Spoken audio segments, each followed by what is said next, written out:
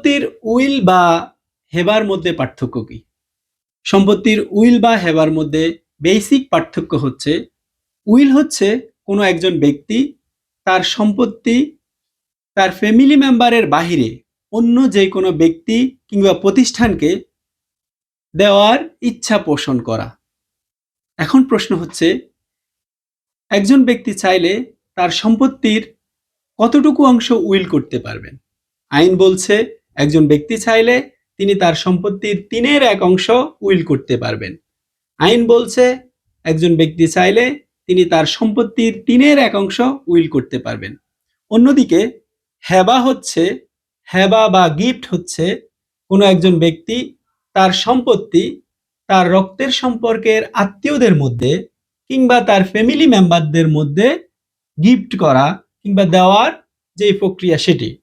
এখন প্রশ্ন হচ্ছে, কতটুকু সম্পত্তি তিনি হেবা বা দান করতে পারবেন বা গিফট করতে পারবেন? আইন বলছে কোনো একজন ব্যক্তি চাইলে তার রক্তের সম্পর্কের আত্মীয়দের মাঝে তার সমগ্র সম্পত্তি হেবা বা গিফট করে দিতে পারেন।